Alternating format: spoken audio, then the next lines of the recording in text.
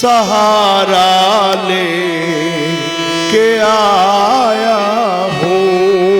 मेरी माता तुम्हारा ही सहारा ले के आया हूँ।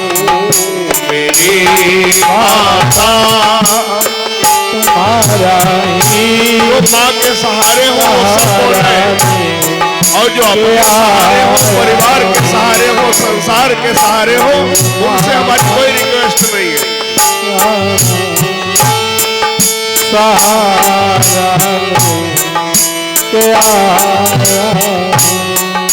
मेरी माता तुम्हारा ही, मेरी माता तुम्हारा ही सहारा ले के आया हूँ।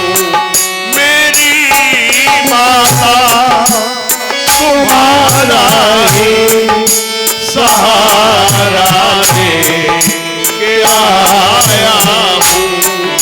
तेरे स्वागत में जल नेत्रों, तेरे स्वागत में जल नेत्रों का खाना लेके आया हूँ। तेरे स्वागत में जल नेत्रों का खाना लेके आया हूँ। तेरे स्वागत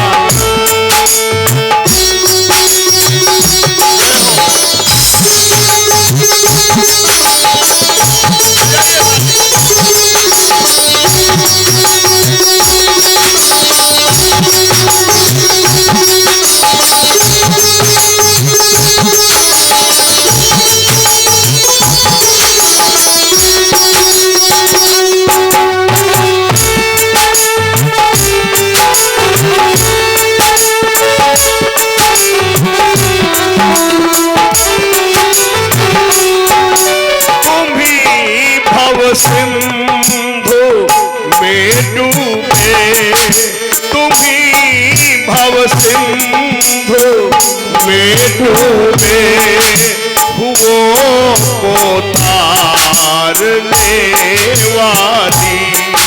तुम्ही भव सिंधु में डूबे, हुओं को तारने वाली। भव सिंधु में डूबे, वो को तारने वाली।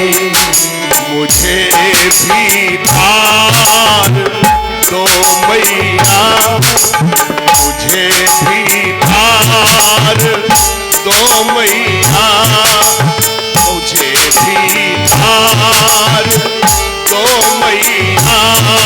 बहुत जग से सताया, मुझे भी तार दो मैया। बहुत जग से सताया, मेरी माता तुम्हारा ही सहारा ले के आया हूँ। मेरी माता तुम्हारा ही सहारा ले के आया हूँ।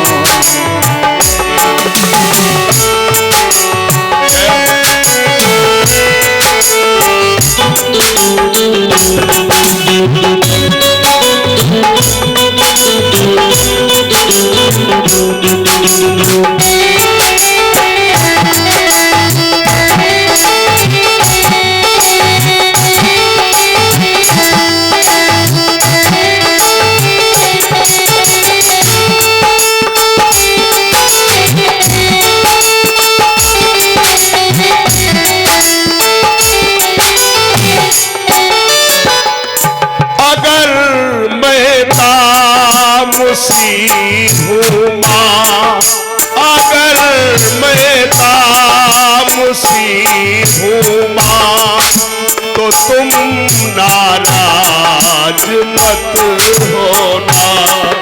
अगर मैं तामसी भूमा, तो तुम नाराज मत होना।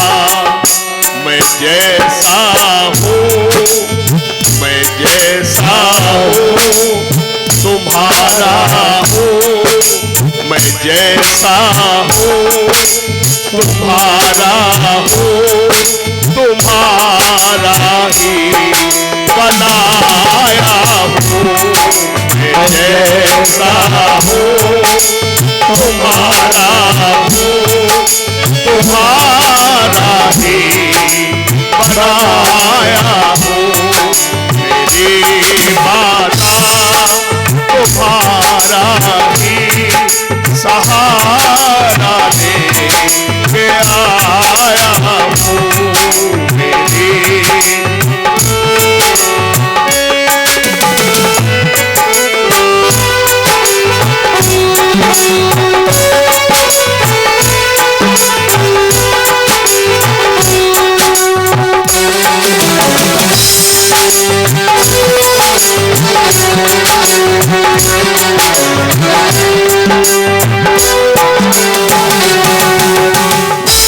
गंधा थी उसे योजन गंधा बना दिया गया। दिन के बजाय रात बना दी उन्होंने। और पाराशर जी उद्भट विद्वान, ज्योतिष के भी प्रकांड विद्वान, वे जानते थे कि ये मुहूर्त ऐसा है कि इस समय जो संतति उत्पन्न होगी वो परम विद्वान होगी, जिसके द्वारा समाज का कल्याण होगा। अगर कोई ये समझने लग जाए कि पाराशर ऋषि कामी है, वो तो धीमर की बेटी को देख करके मोहित हो गए, तो महापुरुषों के जीवन से हमें गुण ग्रहण करना चाहिए, उनके दोष दर्शन नहीं करना चाहिए। लेकिन हम लोगों का जीवन ऐसा हो गया है, जबकि भगवान श्री राम जी को जब महात्मा वाल्मीकि जी ने 14 स्थान बताए हैं, तो उनमें एक स्थान ये भी बताया है क्या कि गुण तुम्हार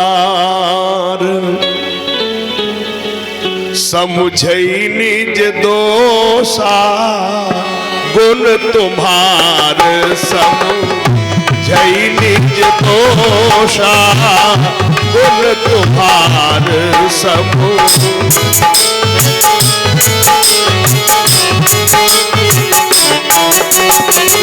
गुण तुम्हारे समूह, गुण तुम्हारे समूह जय निज दोषा, यही सब बातें तुम्हारे भरोसा, यही सब बातें।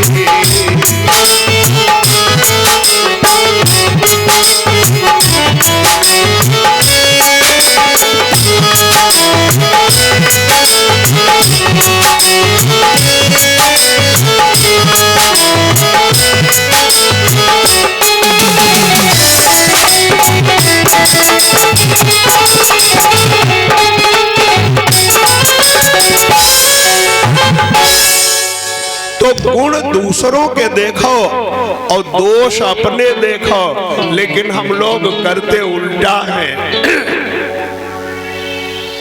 गुण अपने देखते हैं, दोष दूसरों के देखते हैं। लेकिन जरा एक बहुत सामान्य सी बात है, आप किसी की ओर को एक उंगली उठाओ तो देखो तुम्हारे हाथ की 3 उंगली पहले तुम्हारी ओर को उठती है। जब तक ये 3 उंगली अपनी ओर को नहीं सीधी करोगे तब तक एक उंगली आगे जा ही नहीं सकती। इसके बाद आगे कथा आती है कि जब वो मत्स्य गंधा से अब क्या बन गई, योजन गंधा, और उसका एक और नाम है सत्यवती। तो ऋषियों ने पूछा, ये बताइए कि जब वो पाराशर जी के द्वारा व्यास जी को उत्पन्न कर चुकी थी मत्स्य गंधा या सत्यवती या योजन गंधा, तो फिर राजा शांतनु ने उसके साथ विवाह क्यों किया? प्रश्न ये है। और फिर वो तो राजा थे, क्षत्रिय थे, और वो धीमर कन्या थी। तो इस संदर्भ में वर्णन करते हैं श्री सूत जी महाराज,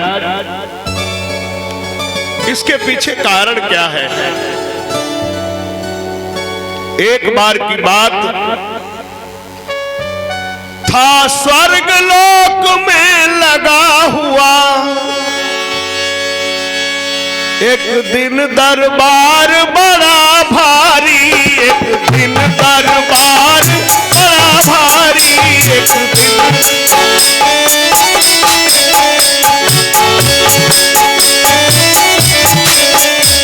जिसमें आए थे ऋषि महर्षि, जिसमें आए थे ऋषि महर्षि, गंधर्व यक्ष और सुरनारी।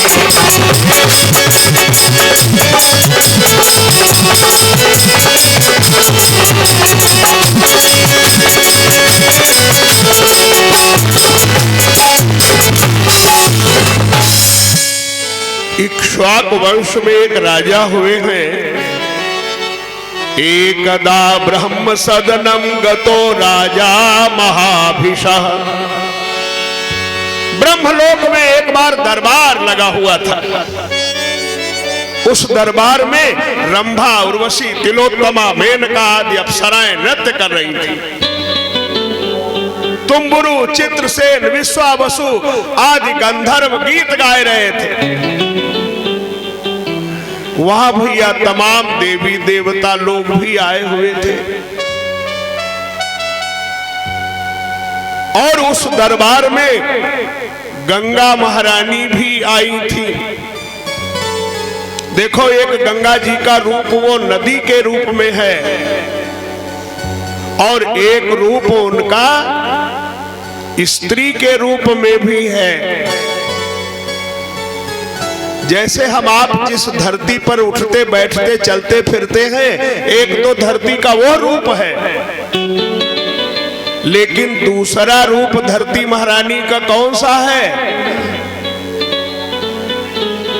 दूसरा रूप धरती महारानी का गाय का है। रामायण में लिखा, संग गोतन उधारी, भूमि विचारी, परम विकल भय शोका। तो वो गंगा जी भी वहां बैठी हुई है जहां सभा लगी हुई है ब्रह्मलोक में। वही राजा महाभिष भी बैठे हैं, ब्रह्मादिक देवता बैठे हुए हैं। लेकिन भैया उस दरबार में भी, उस सभा में भी राजा महाभिष गंगा जी को देख रहे हैं, और गंगा जी महाभिष राजा को देख रही हैं। देखो, देखना अलग होता है, विलोकना अलग होता है, निरखना अलग होता है, ताकना अलग होता है, चितवना अलग होता है, विलोकना अलग होता है। सबके अलग अलग मतलब होते हैं। अंग्रेजी में भी सी माने भी देखना होता है, बिहोल्ड माने भी देखना होता है, वॉच माने भी देखना होता है, WATCH। लेकिन इनका सबका अलग अलग प्रयोग है। कहां पर सी प्रयोग होगा देखने के अर्थ में, और कहां पर बिहोल्ड प्रयोग होगा, कहां पर वॉच प्रयोग होगा। इनका सबका अलग अलग मतलब है। तो भैया वहां पर अब ऐसे राजा महाभिष गंगा जी को देख रहे हैं और गंगा जी राजा महाभिष को देख रही हैं, एक दूसरे को ताक रहे हैं। ब्रह्मा जी ने कहा ये ब्रह्मलोक है और यहां ब्रह्मलोक की एक मर्यादा है। ब्रह्मा जी ने शाप दे दिया, है गंगा तुम यहां ब्रह्मलोक में भी मर्यादा का उल्लंघन कर रही हो, इसलिए तुमको धरती पर जाना होगा। और राजा महाभिष को भी कह दिया तुमने भी पुण्य किए, देवता बन गए, देवलोक में आ गए, लेकिन देवलोक में भी तुम्हारी ये हरकत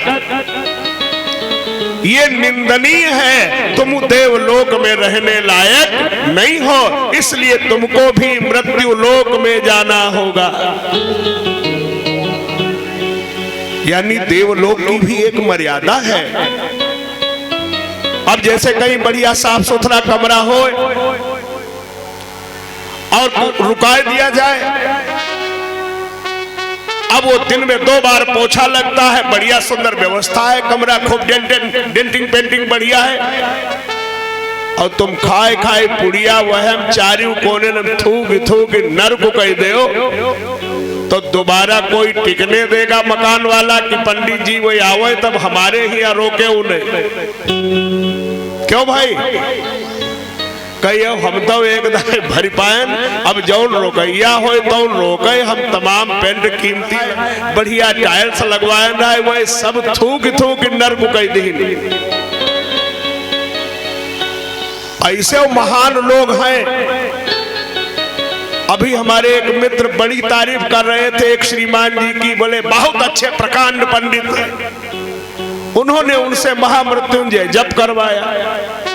खैर जप हुआ, पंडित जी चले गए, लेकिन जब वो कमरा साफ किया उन्होंने, तो उसको आसन जौन पड़ो रहा है वह के ऊपर ऊनी आसन बिछाए पंडित जी वह पर जप कर रहे। तो वो आसन तो ऊनी वालों तो ले गए पंडित जी, कुछ वालों छोड़ गए। लेकिन जब वो कुछ वालों आसन उठाए तो वही के नीचे सब पुड़िया ही थुकी परी। थूके के लिए अब निकल कमरा से कहा बाहर जाए, धीरे आसन उठाए थूकी न फिर होने बैठे। यो कथों में यज्ञ हो तो लोग धीरे मैटी सरकावत उठावत ऐसे गए फिर डट गए। वाह बहुत बढ़िया कथा हो रही। तो अब जरा विचार करो कि ये तो जब तरक्की हो रही है ये कथा भागवत यज्ञ मां, तो कहां ये जाएगा देश? अब कहां लोग जाएंगे? भैया धर्म की आड़ में अधर्मी मत बन जाना। यज्ञ के समान धर्म के समान कोई मित्र नहीं है, और धर्म में यदि अधर्म अपनाया गया तो उससे बड़ा कोई शत्रु भी नहीं है, ये भी जान लेना।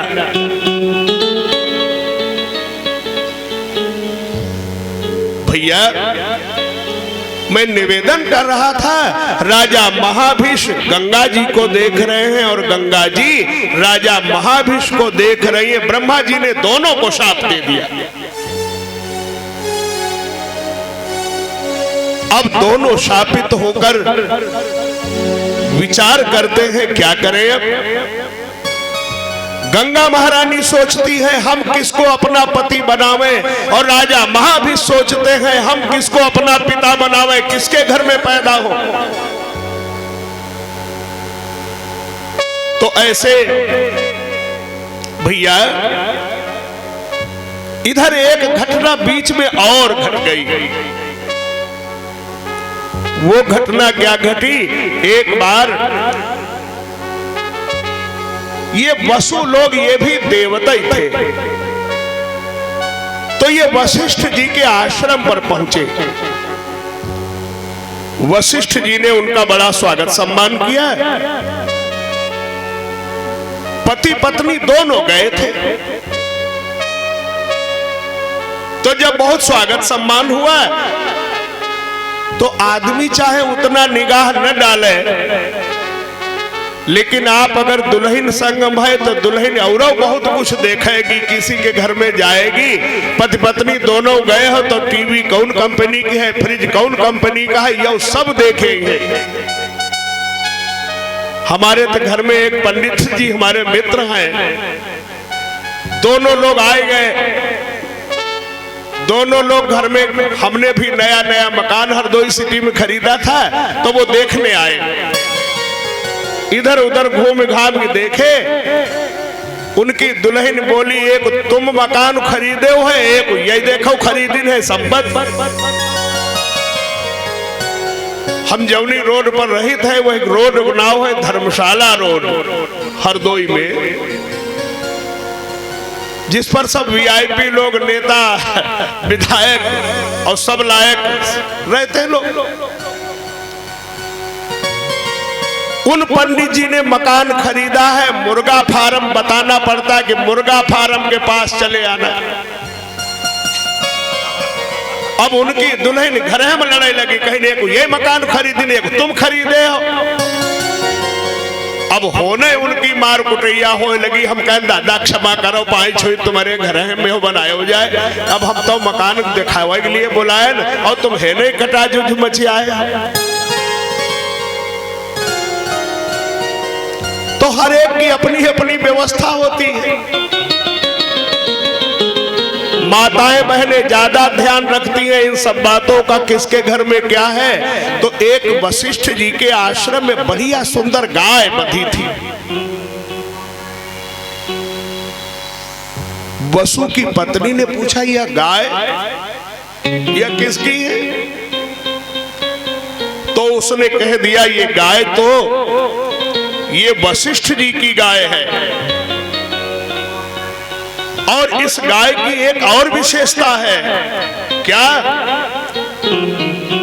कि अयुतायुर्भवे नूनम सदैवागत यौवनः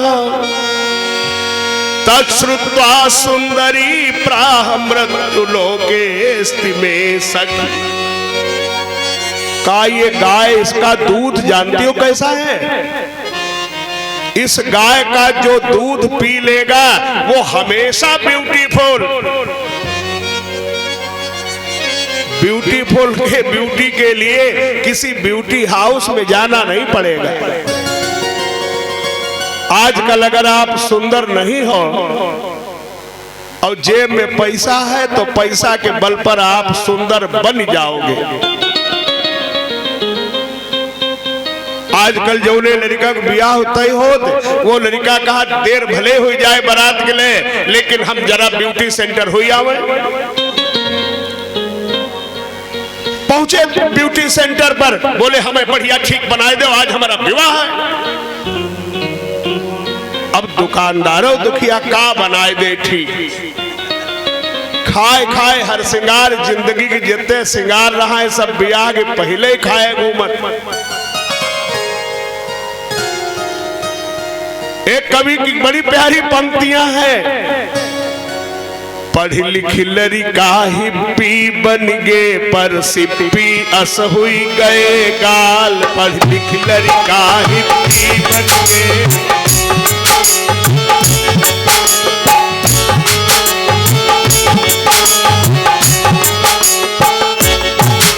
पढ़ी लिखी लड़का हिप्पी बन गे पर सिप्पी अस हुई गए गाल।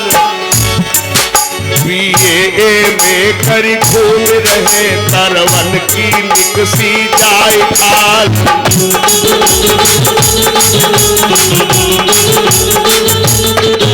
नौकरी और रोजगारन के सब सपना हुई के चूर चूर।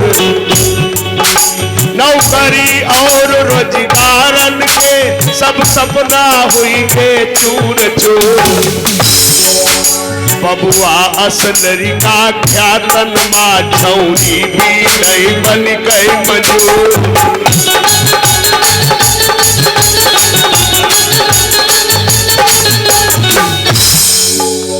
तो भैया ज्यादा नहीं सुनाएंगे, बात तो बहुत ज्यादा है। तो अब क्या करे दुकानदारों पास 500 रुपया पड़ेंगे, कहा रुपये तो कोई बात ही नहीं, वो पोत पात क्रीम कहीं बैठो तनिक सूख जाए दो। और दुआरे बराती खाए पान पहिरे जूता मोजा और पैंट शर्ट दुआरों काने फेंके दे रहे। कितनी देर लड़का को बाप जवाब दे दे जगह हो जाए रहो। काद भैया कहा जाए दे तले पैस भैया वो हमें मिले रहा वह दुकान हुआ बैठे। तो भैया हर कोई सुंदर होना चाहता है, लेकिन जो पैसा वाली सुंदरता है वो सुंदरता जब तक तुम पैसा खर्च करते रहोगे तब तक सुंदर बनते रहोगे, बनती रहोगी। और जिस दिन पैसा खर्च नहीं कर पाओगे तो जितने तुम सुंदर लग रहे थे पैसा खर्च करने पर, वत्ते फिर पैसा जब नहीं खर्च कर पाओगे तो बंदर लगोगे। आप भी जितनी सुंदरी लग रही थी और जब पैसा नहीं खर्च पाओगी तो वत्ती बंदरी लगोगी।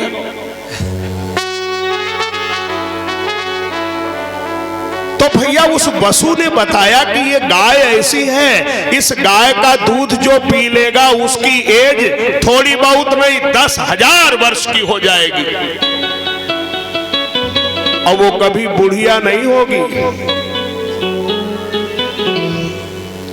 आजकल तो बुढ़िया जैसे हेमा मालिनी वगैरह बहुत बूढ़ी हो गई है, लेकिन मालूम थोड़ा पड़ती हुई इतनी व्यवस्था उनकी। तो उसके बल पर कहा बूढ़ी आपको नहीं, दूध में ये शक्ति है। और भैया कोई भी आदमी हो और चाहे स्त्री हो, वही का कोई बुढ़ा कहा या बुढ़िया कहा कोई सुनना पसंद नहीं करता। एक बुढ़वा बस में सफर कर रहा था, किसी ने कहा बुढ़ाई जरा किनारे हो जाओ, बिगड़ गया, हमें बुढ़ा कह रहे हो। तो दूसरा कहने लगा बुढ़े को बुढ़ा न कहे तो क्या कहे, का भूतपूर्व नौजवान भी तो कह सकते थे। क्या बात है, बहुत सुंदर। का हमेशा ही से बुढ़वा ही रहे, भूतपूर्व नौजवान। उस वसु ने बताया, कहा कि इस गाय का दूध पीने वाले का सौंदर्य निरंतर निखरता रहता है और उसकी अवस्था जो है आयु भी वो भी 10,000 वर्ष की हो जाती है। अब वो पत्नी कहने लगी तो गाय या घर के ले चलो। अरे ये वशिष्ठ जी की गाय ले चले, कोई घरमानी जजमानी। कहा मांग लो, पूछ लो। कहा मांगने से का दई देंगे, का है बाबा की व्यवस्था है, बाबा की कौन और तमाम व्यवस्था, खेती बाड़ी है, बाबा लोग अपने दूध पी के भजन कर रहे हैं। आखिर जब उसने बाध्य किया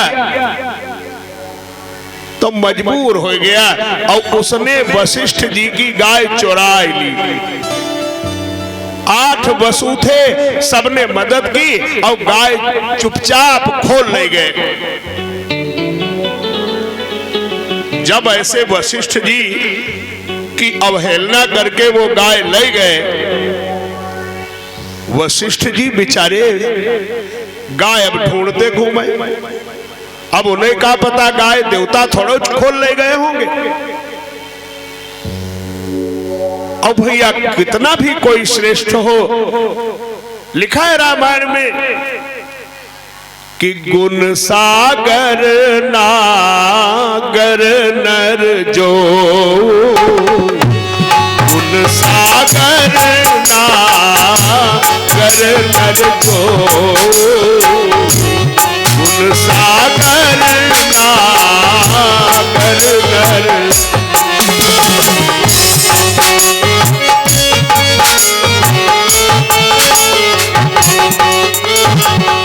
गुण सागर नागर नर जो, गुण सागर नागर नर जो,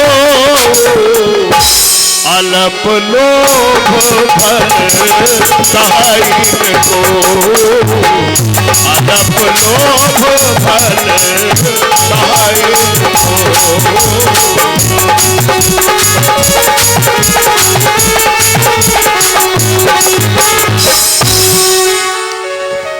कोई आपके यहाँ मेहमान आवे, आप नाश्ता रखो उसके सामने, चाय ले आओ, अब आपने बिस्किट रखे, दाल मोहट रखी है, और वो थोड़ी खाए और बाकी वो थोड़ी लेके मैं 2 बिस्किट और नमकीन चुप्पे जेब में डाल ली, आप वही नातेदारी की तारीफ करोगे? भले वो प्लेट में रखी है, सब खाए जाए, आपको कोई टेंशन नहीं, कोई गम नहीं है, लेकिन वो 2 बिस्किट और तनिक नमकीन आपसे पूछ के ले जाता तब भी कोई गम नहीं होता, और बगैर पूछे वो चुप्पे लेके जेब में डाल ली, सब तुम वही की निंदा करे बाकी नहीं रखी हो। तो गुण सागर नागर नर जो, अलप लोभ फल कहाई न को। वशिष्ठ जी ने कहा देवता होकर चोरी, वशिष्ठ जी ने श्राप दे दिया कि तुमको मृत्यु लोक में जाना पड़ेगा। अब सारे देवता वशिष्ठ जी के चरणों में गिरे, बोले बाबा मजबूरी समझाओ हमारी, गाय चुराई ली तो आप नाराज, और गाय न ले जाते तो घर में रोटी मिलना बंद, दुल्हन नाराज, और जब ये नाराज होती है घर में तो फिर बर्तन खनमन खनमन खूब गिरते हैं, लड़का बच्चा छोटे तिन पर धम्म पट हो रही है, वह खूब चिल्लाए रहे, हाहाकार घर में मचो है, कान नाई दे जाए रहे। पता लग जाता है कि आज इनका मूड जो है ठीक नहीं है, टेंशन में है, टेम्परेचर हाई है। वशिष्ठ जी ने कहा लेकिन अब एक बात है, ये 7 लोग जो तुम्हारे साथ में सहयोगी थे, ये तो धरती पर थोड़े दिन के लिए रहेंगे, लेकिन 8वां जो हमारी गाय खोल के ले गया है, उस वसु का नाम है, देवता का नाम है देव, उसको ज्यादा दिन रहना पड़ेगा। ये वशिष्ठ जी ने शाप दे दिया। अब देखो इधर 8 वसुओं को शाप मिला है, और उधर गंगा जी को और राजा महाभिष को शाप मिला है। अब ये देवता लोग भी धरती पर आ गए, वसु लोग, अब हम क्या करें, हम किसकी कोख से जन्म ले, हम देवता हैं। तब तक उनको मां गंगा मिल गई,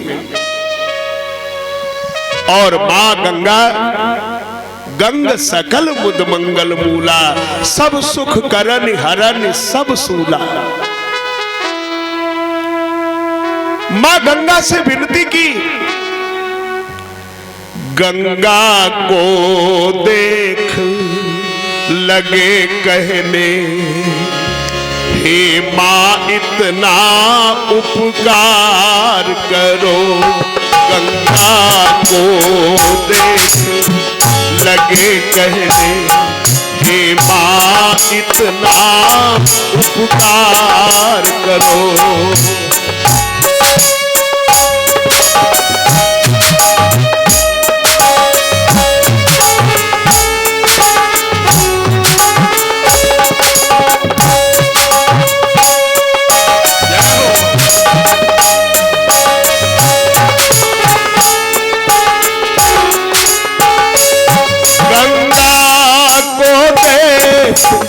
लगे कहने, हे मां इतना उपकार करो, ओ बड़ी कृपा हम लोगों पर, ओ बड़ी कृपा हम लोगों पर, इस जीवन से उद्धार करो, ओ बड़ी कृपा हम लोगों पर, इस बंधन से उद्धार करो।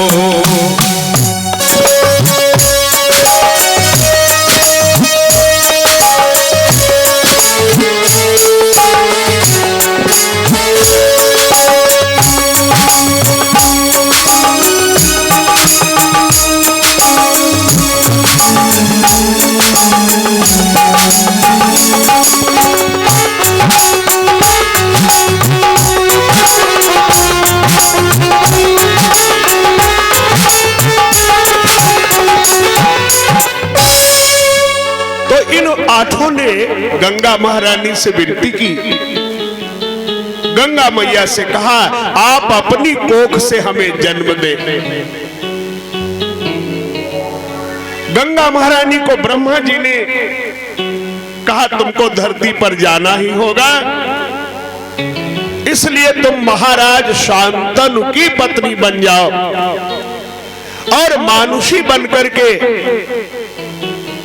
और वसुओं ने कहा आप हमको जन्म देना और जन्म देते ही हमको बहा देना, तो शाप भी पूरा हो जाएगा और हमारा उद्धार हो जाएगा। मां, और कौन भला हमारा छुटकारा दिलाने वाला हो सकता है। ऐसे महाराज प्रतीप हुए और महाराज प्रतीप के पुत्र हुए, उनका नाम हुआ शांतनु। वो महाराज प्रतीप एक बार जंगल में गए थे, तब तक एक सुंदर नवयुवती आकर के उनकी दाहिनी जंघा पर बैठ गई और कहने लगी तुम मुझे पत्नी के रूप में स्वीकार करो। महाराज प्रतीप ने कहा कि तुम मेरी दाहिनी जांघ पर बैठी हो और ये दाहिनी जांघ पर पुत्रों का और पुत्र वधुओं का स्थान होता है, ये स्थान पत्नी का नहीं होता।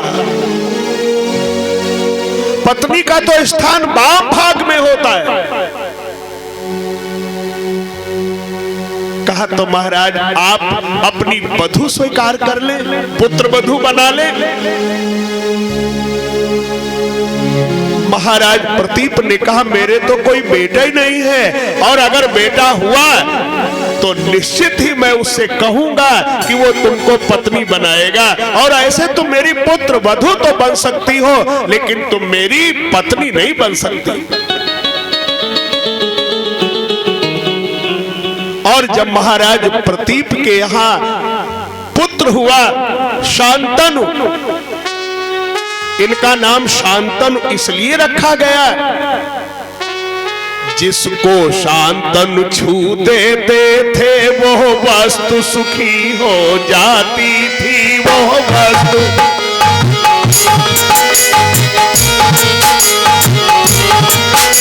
ओ महाजीर्ण पर छूते ही, ओ महाजीर्ण पर छूते ही उसमें करुणाई आती थी।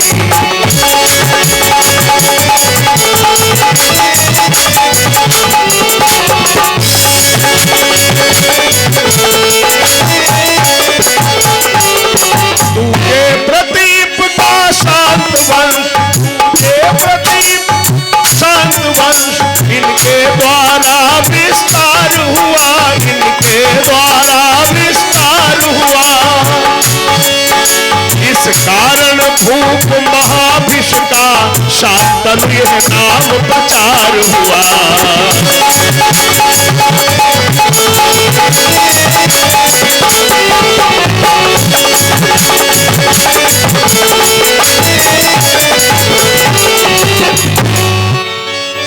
तो महाराज शांतनु हुए प्रतीप के पुत्र।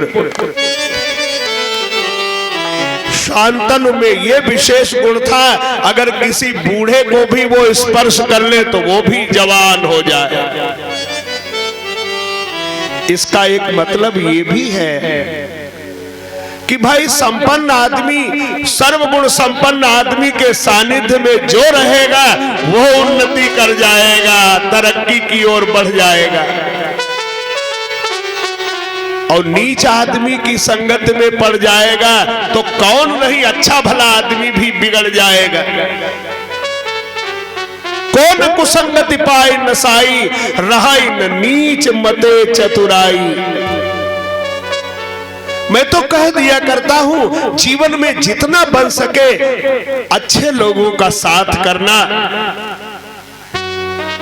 और अच्छे लोगों का साथ न मिल पावे, सत्संग न मिल पावे तो कम से कम कुसंग से, बुरे लोगों से बच के रहना। मित्र ज्यादा न हो कोई बात नहीं, मेरे भी ज्यादा मित्र नहीं बनते,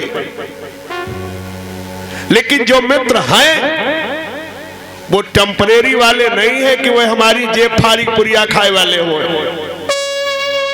जरूरत पड़ जाए 1 लाख 2 लाख की, फोन करें भैया 1 लाख जरूरत है, ठीक है भाई साहब डाल रहे हैं अकाउंट में।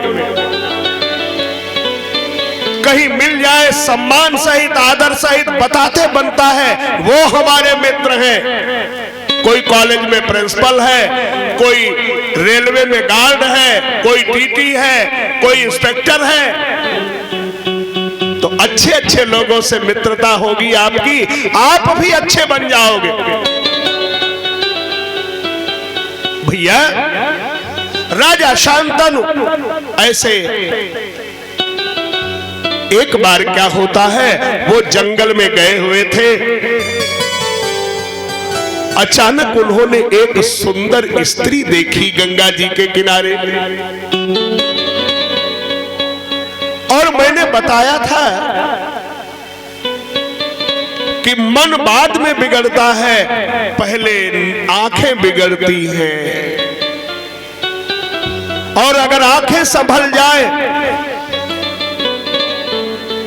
तो जीवन में बिगाड़ पैदा नहीं होगा। इसीलिए रावण भी मैया जानकी जी के पास गया जब, तो वो क्या कहता है, कहा रावण सुन सुमुखी सयानी, मंदोदरी आदि सब रानी, तव अनुचरी करो पन मोरा, तव अनुचरी करो पन मोरा,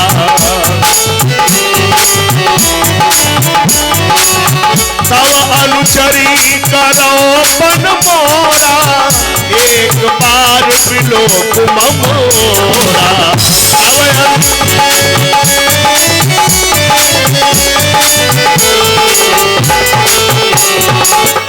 रावण कहता एक बार देखो, बस बार बार नहीं कहेंगे।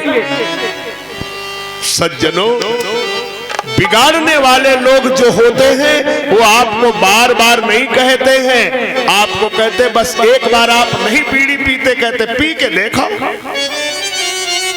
शराब नहीं पीते, एक बार पी के देखो क्या जाता है। और जो एक बार में संभल के नहीं रह पाए वही बर्बाद हो गए। जय हो। रावण कहता है एक बार देखो बस। जब नहीं देखा जानकी जी ने तो रावण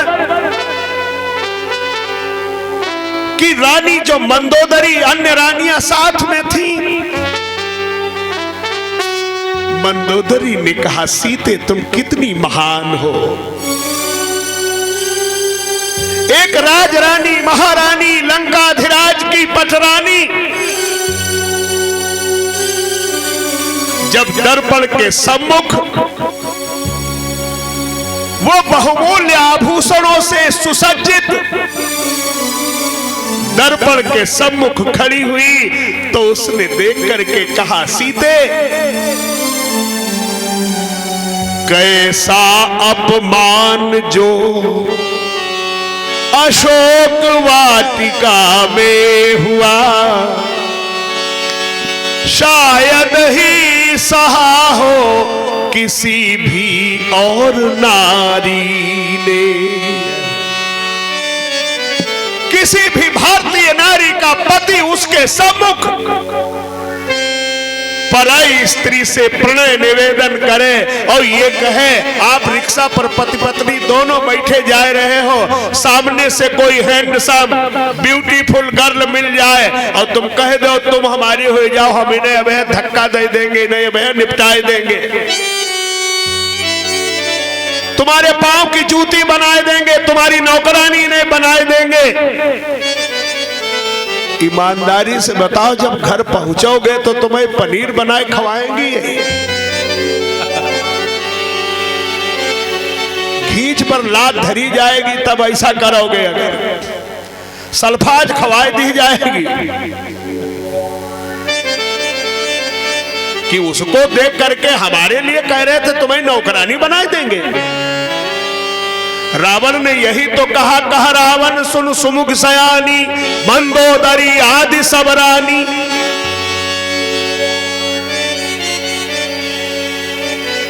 मंदोदरी ने कहा, कैसा अपमान जो अशोक वाटिका में हुआ, शायद ही सहा हो किसी भी और नारी ने। सीता को प्राप्त करने के लिए दांव पर मुझको लगाया उस कामी दुराचारी ने। किंतु एक बार भी सीता ने देखा नहीं, काम तो अनेक किए काम के पुजारी ने। सीता की ऋणी हूँ राजेश रावण की नहीं, सीता की ऋणी हूँ राजेश रावण की नहीं।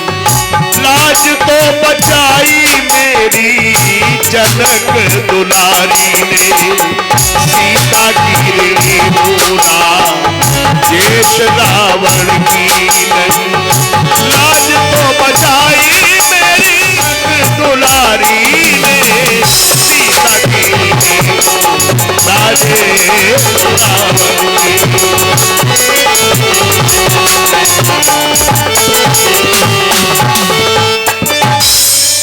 मंदोदरी ने कहा, सीते तुम अगर देख लेती एक बार तो तुम्हारा तो कुछ नहीं बिगड़ता, लेकिन मंदोदरी महारानी के बजाय नौकरानी बन गई होती और तन पर ये बहुमूल्य साड़ी गहने नहीं होते। आज से ये मंदोदरी भी सीते तुम्हारी ऋणी हो गई है और जीवन पर्यंत तुम्हारा एहसान मानेगी।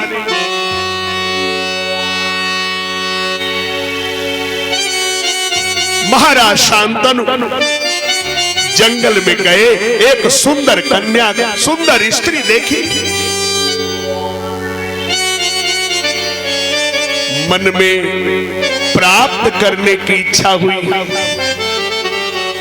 और पूछ बैठे, देवी वा त्वं च वा मोरु मानुषी वा वरानने, गंधर्वी वाथ यक्षी वा नाग कन्या अप्सरापिवा।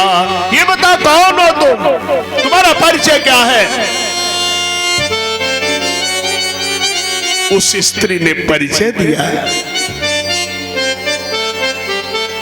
जब परिचय दिया तो कहा, ये बताओ क्या तुम मेरी हो सकती हो?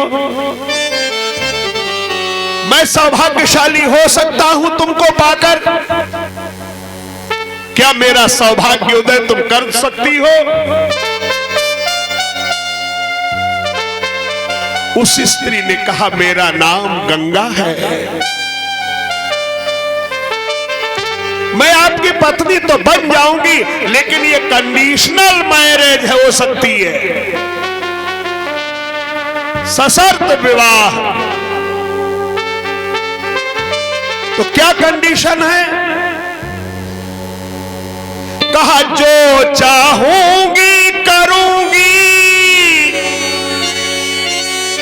निज इच्छा अनुसार, तुम्हें रोकने का नहीं होगा कुछ अधिकार। अड़चन मेरे काम में यदि देंगे बड़ भाग, उसी समय मैं छोड़कर चली जाऊंगी त्याग। मैं जो भी करूं मैं स्वच्छंद होकर रहूंगी, अगर आप मेरे काम में किसी प्रकार बाधा डालेंगे, रोड़ा अटकाएंगे तो मैं छोड़ करके चली जाऊंगी। ये कंडीशन मंजूर है? राजा शांतनु ने कह दिया, हाँ मुझे मंजूर है। वचन दिया सोचा नहीं, वचन दिया सोचा नहीं, क्या होगा परिणाम। वचन दिया सोचा नहीं, क्या होगा परिणाम।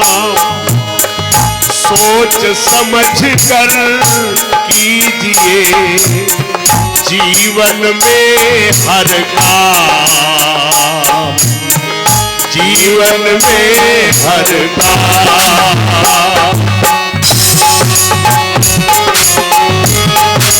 जय हो।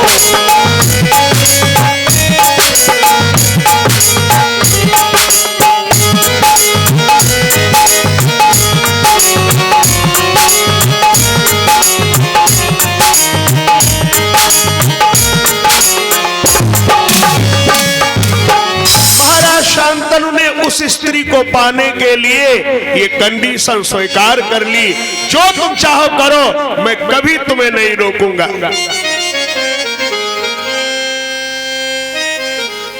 अब तो महाराज शांतनु को वो गंगा प्राप्त हो गई। सुख पाती जो संतप्त भूमि, सुख पाती जो संतप्त भूमि, वर्षा ऋतु के आ जाने से। सुख पाती जो संतप्त भूमि,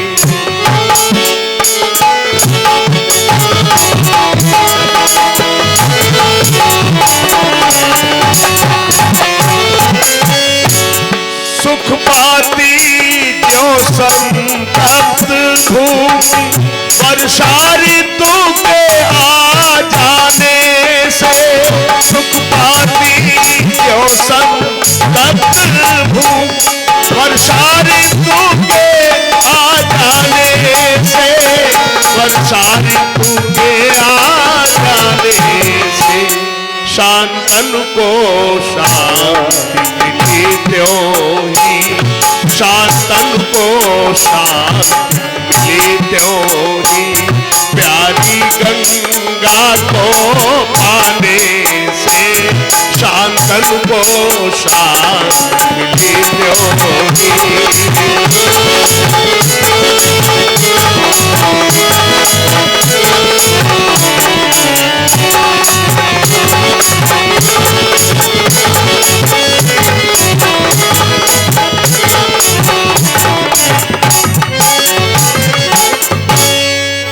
नृपस्य मंदिरम प्राप्ता सुभगा वर वर्णिनी, नृपतिस्ताम समासाद्य चिक्रीडो पवने शुभे। जैसे भगवान नारायण लक्ष्मी जी के साथ सानंद रहते हैं, वैसे ही महाराज शांतनु भी गंगा जी के साथ सानंद जीवन व्यतीत करने लगे। धीरे धीरे वो सुअवसर सब उपस्थित हुआ। जब गंगा जी ने प्रथम संतान को जन्म दिया, और वो पहली संतान जो हुई, बेटा हुआ, लेकर के वो गंगा तत्काल चल पड़ी पुत्र को।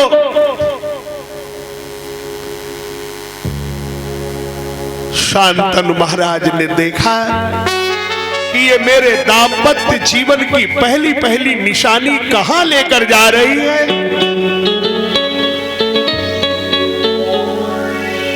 दुनिया में कोई नहीं चाहता ये मुझसे आगे हो जाए,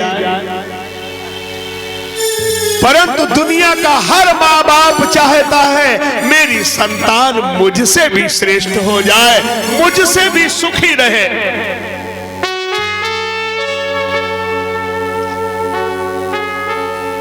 भैया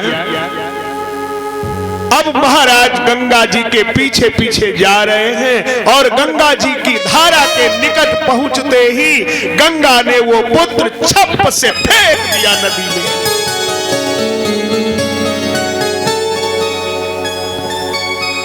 महाराज शांतनु मन मसोस कर रह गए। अगर मैं रोक देता हूं, टोक देता हूं तो ये छोड़कर मुझे चली जाएगी, मैं वचनबद्ध हूं।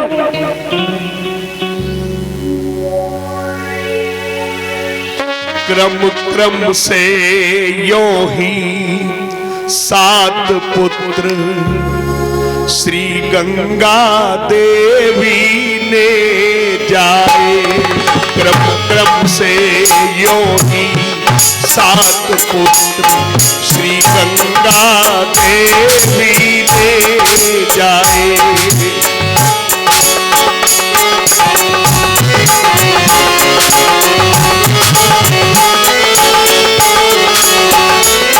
क्रम क्रम से यो ही 7 पुत्र श्री गंगा देवी ने जाए।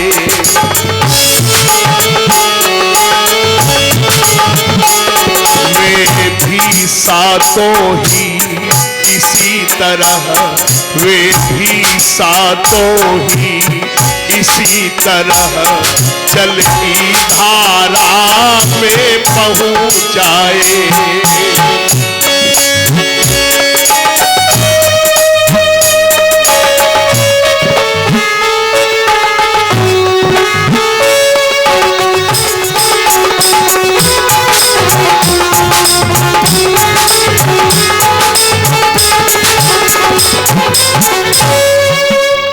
ऐसे 7 पुत्र हुए और 7 पुत्र गंगा जी ने नदी में बहा दिए।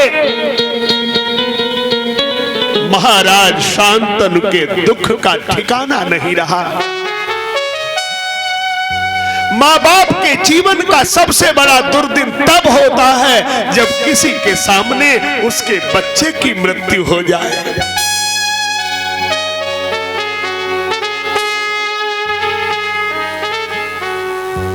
धीरे धीरे वो अवसर आया जब गंगा ने 8वां गर्भ धारण किया। अब की शांतनु राजा ने निश्चय कर लिया, भले ही ये मुझे छोड़कर चली जाए लेकिन कम से कम अपना वंश तो सुरक्षित करूं।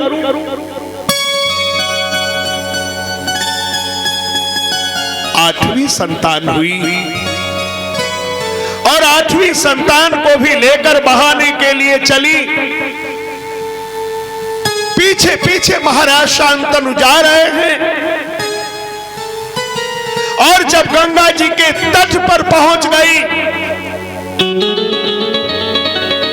शांतनु से नहीं रहा गया। देख देख सुत घातिनी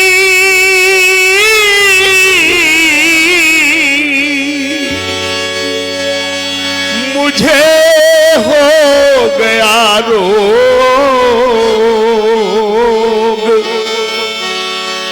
अब सह सकता हूं नहीं ऐसा पुत्र वियोग। बोल उठे ललकार कर हो अत्यंत अधीर, खबरदार इस पुत्र को नष्ट न कर बेपीर। अरे मैं तेरे पांव पड़ रहा हूं। देवी भागवत में लिख रहे हैं व्यास जी, हिंसिता सप्तपुत्रा में कर भोरु त्वया शुभा, अष्टमम रक्ष शुश्रोणि पतामि तव पादयो। मैं तेरे चरणों में गिर रहा हूं। सुनते ही गंगा लौट पड़ी, सुनते ही गंगा लौट पड़ी, बोली दिल नहीं दुखाऊंगी। सुनते ही गंगा लौट पड़ी।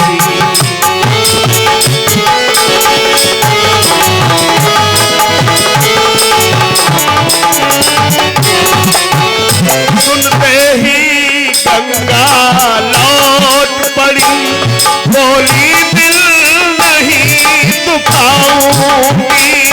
सुनते ही गंगा लौट पड़ी,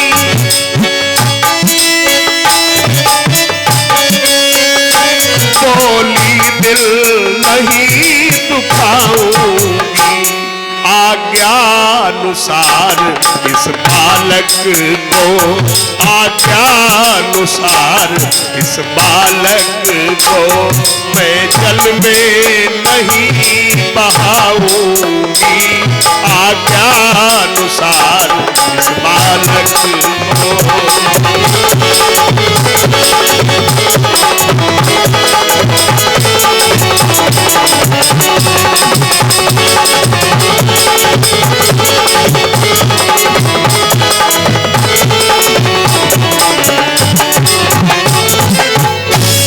शांतनु से कह दिया गंगा महारानी ने कि मैं कोई साधारण स्त्री नहीं हूं। जो 7 पुत्र मैंने बहाए हैं, मैं कोई डायन नहीं, पिशाचनी नहीं। ये वसु लोग देवता लोग थे, इन्होंने मुझसे प्रार्थना की थी माता मुझे जन्म देना और मेरा उद्धार कर देना, इसलिए मैंने ये किया है। लेकिन ये पुत्र मैं भी रखना चाहती हूँ और ये हम दोनों के जीवन की कीर्ति को बढ़ाने वाला होगा। और ऐसे वो पुत्र लेकर गंगा जी चली गई। कहा बाद में मैं उसे उपलब्ध कराऊंगी। वही पुत्र गांगे के नाम से विख्यात हुआ, उसी को देवव्रत कहा गया, उसी को भीष्म कहा गया। ये चर्चा हम कल करेंगे। बोलिए गौरी शंकर भगवान की जय हो। आरती के लिए तैयार हो जाए। दुर्गा रानी की जय, महारानी की जय। दुर्गा रानी की जय, महारानी की जय। दुर्गा रानी की जय, महारानी की जय। दुर्गा रानी की जय, महारानी की जय। दुर्गे भवानी की जय जय जय। दुर्गे भवानी की जय जय जय। दुर्गा रानी महारानी की जय। दुर्गा रानी की जय, महारानी की जय।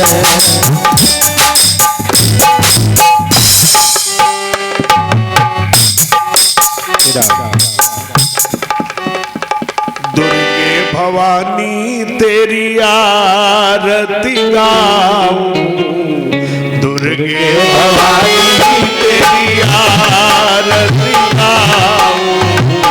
दुर्गे भाओ भैया तुमको रिझाऊं, हे महारानी तेरी आरती गाऊं। हे महारानी तेरी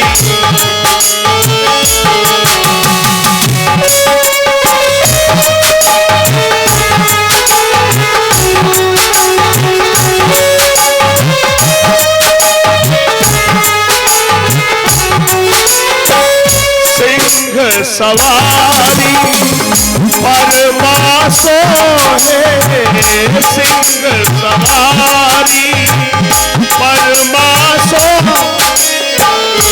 अष्टभुज जग जननी मैं तेरी आरती गाऊं। जग जननी मैं तेरी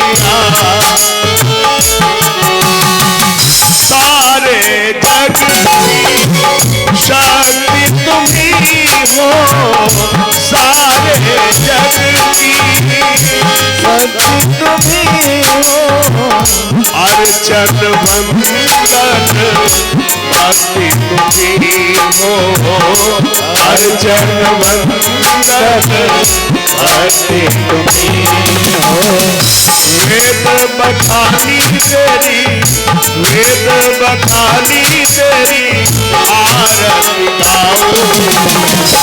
जग जननी मैं तेरी आरती गाऊं। जग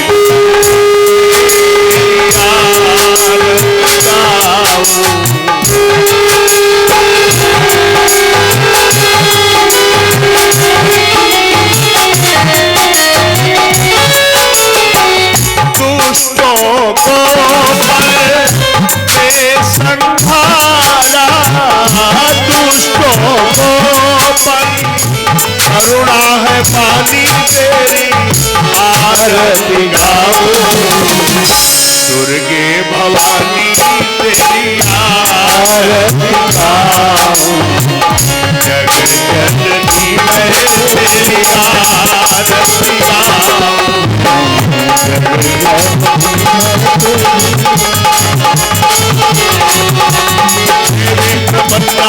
हरे प्रसीद प्रसीद मातर जगतों के प्रसीद विश्वेश्वरी माहि विश्वभुवनेश्वरी देवी जराचर चंद्रवामन सोया जाए तो होता